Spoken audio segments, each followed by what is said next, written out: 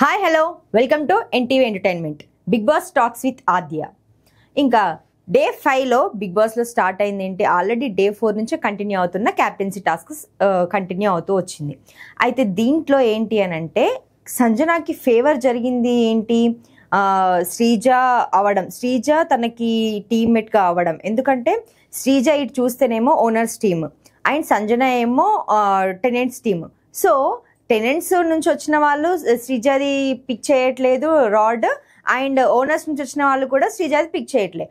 Owners నుంచి వచ్చిన వాళ్ళకి ఏంటంటే శ్రీజ విన్ అవ్వాలి, అంటే శ్రీజ మన శ్రీజ కదా అన్న ఉద్దేశంతో వాళ్ళది కాకుండా ఇంకా రాము వీళ్ళది తీస్తూ వచ్చారు. టెనెంట్స్ నుంచి వచ్చిన వాళ్ళేమో ఎట్లా అయితే ఏంటి, ఎవరైతే ఏంటి, మొత్తానికి మన టీం నుంచి ఒక కెప్టెన్ అయితే మనకి ఏదైనా ఫేవర్ జరుగుతుందేమో అని చెప్పేసి వాళ్ళు కూడా ఏం చేశారు, ఇంకా ప్రియాది పవన్ది వీళ్ళది తీస్తూ వచ్చారు రాడ్స్.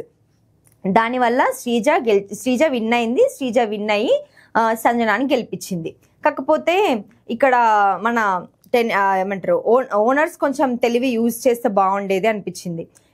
విన్ అయ్యేది శ్రీజని విన్ చేస్తున్నామని అనుకున్నారు, కానీ శ్రీజ విన్ అయితే క్యాప్టెన్ అయ్యేది సంజన అనేది ఎందుకు ఆలోచించలేదు? అండ్ హౌస్ మొత్తంలో కూడా ఇటు ఓనర్స్ కానీ టెనెంట్స్ కానీ మొత్తం చూసుకున్నా కూడా ఫస్ట్ నుంచి హౌస్ హార్మోనీ చెడగొడుతుంది సంజన అని ఫీల్ అయ్యారు. సంజన ఫీల్ అయినప్పుడు ఇటు టెనెంట్స్ అయినా కూడా తనని గెలిపించకుండా ఉండేది ఉండే కదా. అంటే అసలు శ్రీజాది ఒక్కరు కూడా రాడ్ పిక్ చేయలేదు, అసలు తీయలేదు. తను ఎలా నిల్చుందో అలానే నిల్చొని ఉంది మొత్తం through out the task. But hats off to Sreeja, super అంటే సూపర్గా ఆడింది, మంచిగా హ్యాపీగా అట్లే నిల్చొని ఉంది, కొంచెం కూడా ట్రిప్ అవ్వకుండా. అండ్ పక్కన వాళ్ళకి హెల్ప్ చేస్తూ కొంచెం మీరు ఇక్కడ పట్టుకోండి, అక్కడ ఆ రాడ్ పట్టుకోండి, మీకు సేవ్ అవుతారో అలా చెప్తూ వచ్చింది. అండ్ ఈ గేమ్ మొత్తంలో ఎన్ని రాడ్స్ పిక్ చేసినా కూడా గట్టి ఫైట్ ఇచ్చింది మాత్రం రాము. అసలు తగ్గలే, మొత్తం లాస్ట్కి 2 లెగ్స్కి ఉన్న రాడ్స్ తీసేసి అసలు ఆయనకు రాడ్ ఎక్కడ కాలు పెట్టుకోవడానికి ప్లేస్ లేకపోయినా కూడా హ్యాండ్స్ ఒకటి పైకి ఒకటి కిందికి ఉన్నా కూడా అంతే మెయింటైన్ చేస్తూ వచ్చాడు. సో రాము ఆయన ఆడుతుంది ఇంకొకరి కోసం అని అనిపించినప్పటికీ కూడా నేనేంటి చూపించాలి అని అనుకున్నారేమో తెలియదు, కానీ గట్టి పోటీ అయితే ఇచ్చారు. లాస్ట్లో ఇంకా తట్టుకోలేక ఇంకా వదిలిపెట్టేశాడు. బట్ హీ సూపర్ అని చెప్పొచ్చు. అలా చూసుకుంటే ఫైనల్గా అయితే సంజనాని గెలిపించారు. ఓనర్స్ ఇంకా టెనెంట్స్ మొత్తం కలిపి సంజనాని గెలిపించారు.